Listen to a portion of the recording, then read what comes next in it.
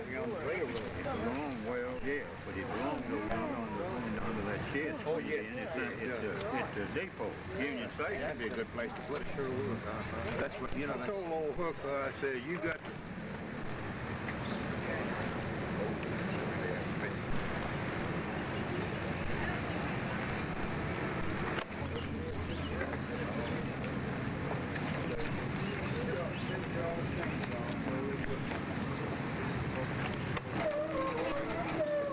It's okay.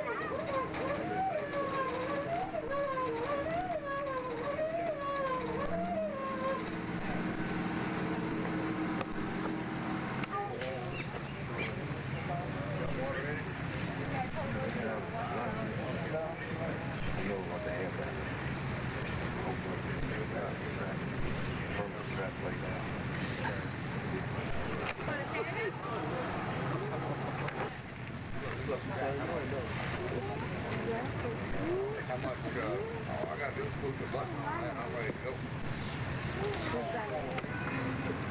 Today's date is 5/6/87.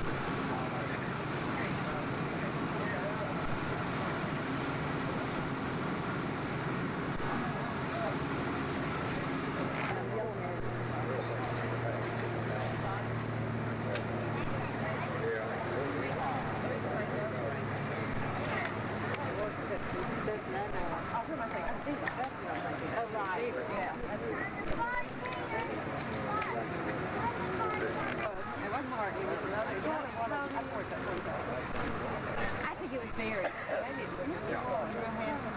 Yeah, it was Barry. Yeah. Morris.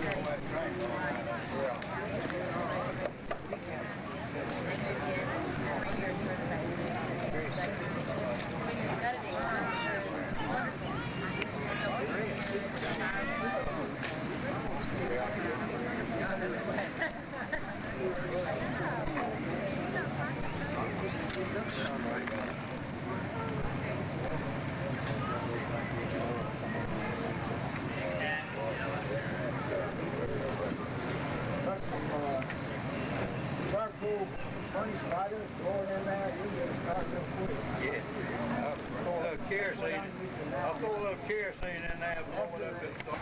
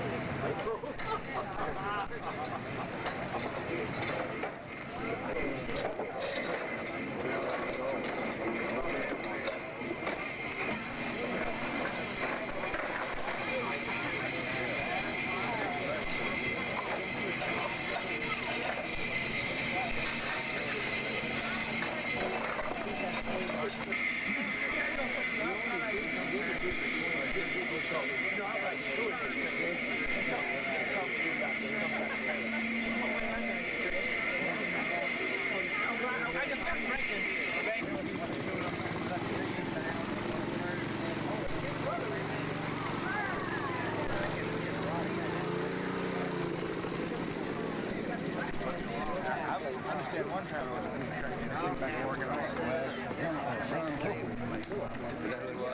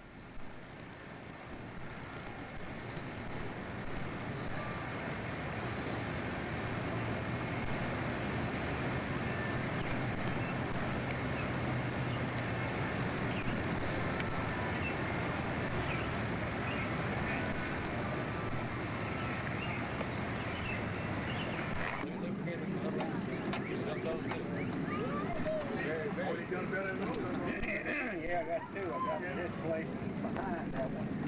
You know, water condensates, pushes oil in, so then the pump don't hold much oil. I didn't think it could. That's another thing about the gate.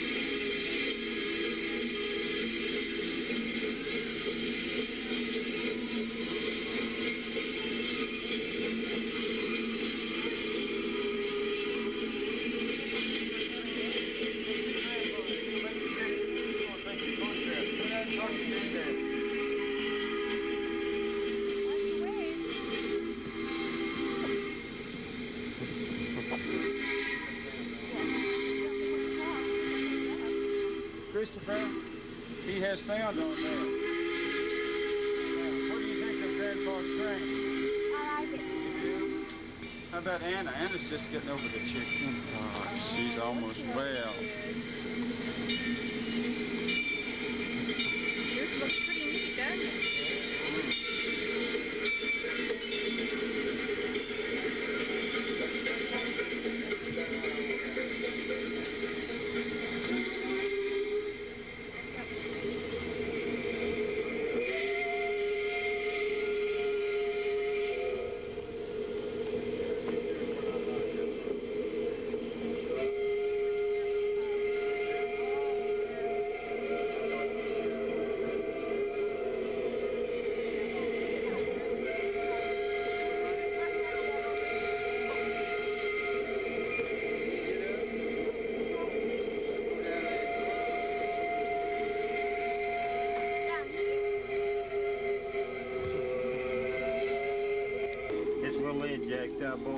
That come from Japan, but it ain't much.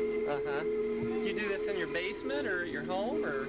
Well, a little shop. I've got a shop. Shop? A pretty good shop. And then up the highway from me, a man got a machine shop, and I went over and everything I had to do in there, I could go over and do it. I see. Uh-huh. Had you worked on the railroad before? Never. Never have? No, I was automobile mechanic for about 35 years, and then I quit and went to plumbing business. And I followed all that construction during the Second World War, see, all over the country. And union plumber.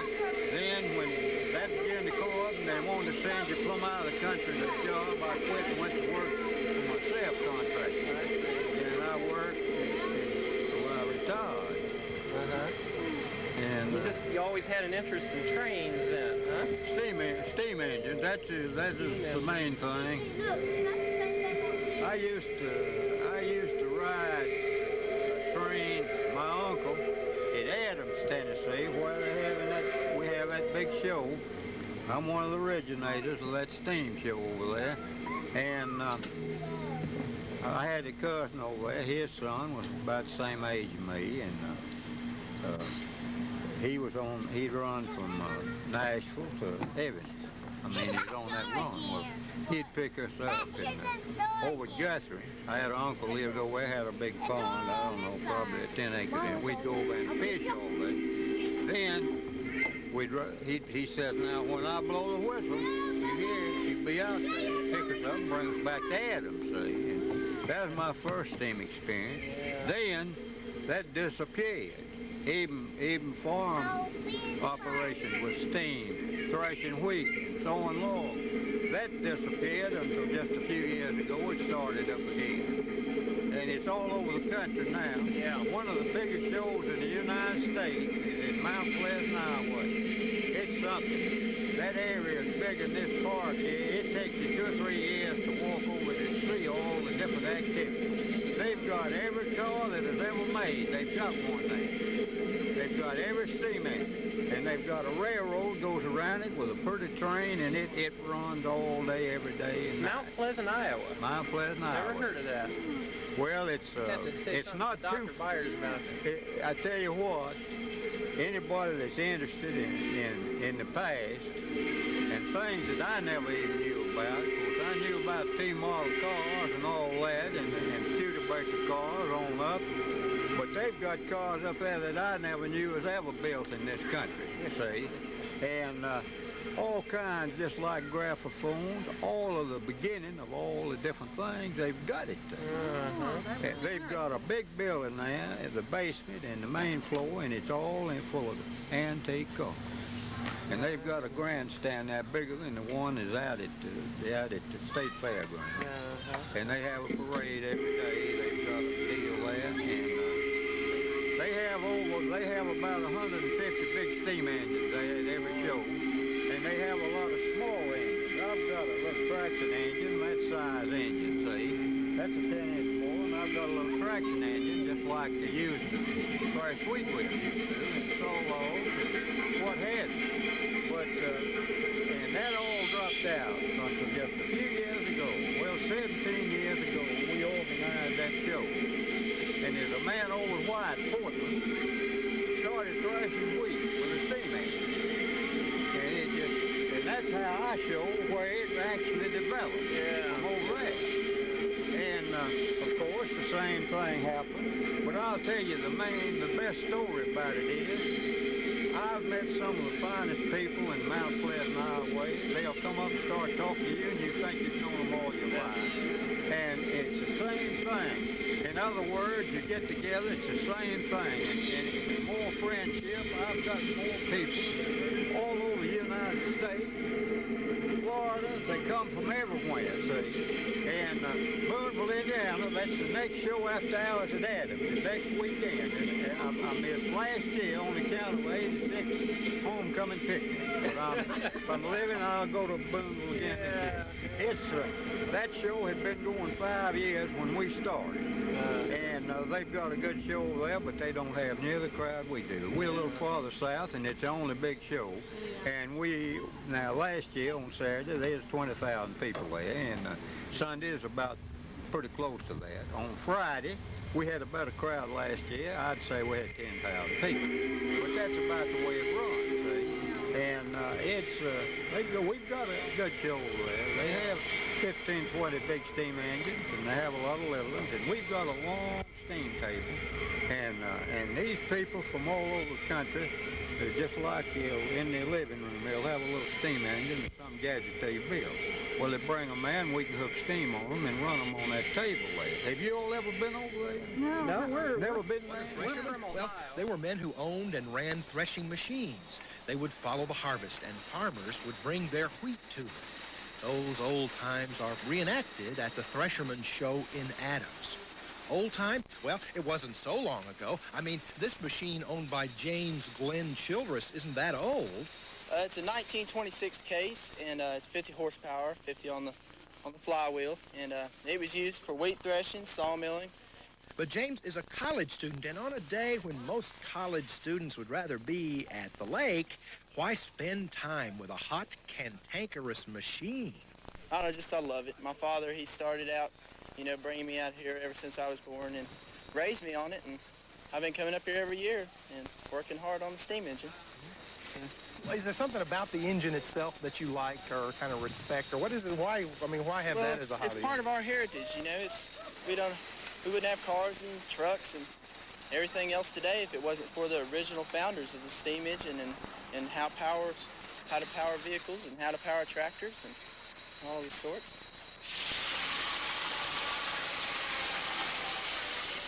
Like this sort, built back early this century and bought in 1971 by Newt Howell as part of a lifelong love affair with steam. My childhood ambition was to be a steam locomotive engineer. So I fired 6 months on the railroad. Steam engineers were few at that time. Diesels were coming in. So therefore, I turned my attention to these rather than the steam locomotives because they were going out. So Newt moved on to other things, but he never fell out of love with steam engines, even if tending this one means doing stuff that most of us would think of as work. Oh, no. I enjoy it. Anything that you enjoy is not hard. I think shoveling coal is hard. No, not that hard. Not that much. You know, it's not just work, but money, too. These engines aren't cheap. Now, Newt's got a grandson to pass his along to, but if he were to try to sell it... Whenever two fools get together and one decides to buy it, say that one's a fool to buy it and the other's a fool to sell it. So... Well, these machines have got so much power, you know. Must be great fun to ride on. I guess with all this power, they go pretty fast. Well, John and David Palmer here, they're going to give us a ride, right, guys? Yes, sir. Now, I know this thing's got a lot of power in it, doesn't it? 3 miles an hour. 3. Hang on, here we go. All right, let's go. Whoa, whiplash. Here we go. All right. All right. Yeah, 3 miles an hour. 3 miles an hour. Do this all day, though, I guess, huh? That's right. All right. Well, thank you. Oh, hey, we got reverse here, too, huh? Yes, sir. Man, Got that old Miller reverse. Well, we got old Miller? What's that? That's just the name of the reverse on this one. It's not a beer, I thought. No. Not going in reverse when you had a couple of Millers. A lot of these old engines didn't have reverse on them, though. Oh, so you did have to go and make a donut to get back Well, around. you were just lucky if you got a hold of one that did. Thanks for the ride, boys. You don't have to be a steam lover to be here, just a farm equipment lover. Well, you take a 36 model B right there. In its day now, when that tractor come out, that was a modern piece of improvement right there. You better believe it's a modern piece That's of right. machinery. Man really had something he had to do. Well, it's just like Big now, Johnny. if you ain't got power steering on the tractor now, but what'd you do? People wouldn't have. What'd you do Everybody for power drive, steering? that's right. Everybody drove now. If you ain't got power steering, you ain't got that. Yeah. You wouldn't buy one, Daddy, I would don't you? know. I mean, you gotta love farm equipment. Wait a minute now, you got a book full of pictures. Now, most people carry around pictures of their grandkids or, you know, their family. Well, What do you got in there? Well, I just got combines and tractors. You know, it's not even required that you have a nice combine like this one of Rawhide Rawlings. You're even welcome with a small engine, like this one, belonging to Homer Simmons. Where I got the idea to put that together is we had one on the farm when I was small. I don't know whatever happened to the engine, but anyhow, this is a different engine and a different setup and a different day. It's those different days, old days, that attract most of the old-time farm equipment enthusiasts to the annual Threhermen show in Adams. Days when human ingenuity began to create machines to make work a little less backbreaking. Ernest Williams remembers those days, and lots of others. He's 91 years old, and he understands the allure of shows like this. There's something about steam, selling and watching it run, and I don't know, I like the sound of the engine, and especially a locomotive. There's nothing sounds any pretty when they start off. Right you are, Mr. Williams. The sight, the feel, the sound. There is just something about steam.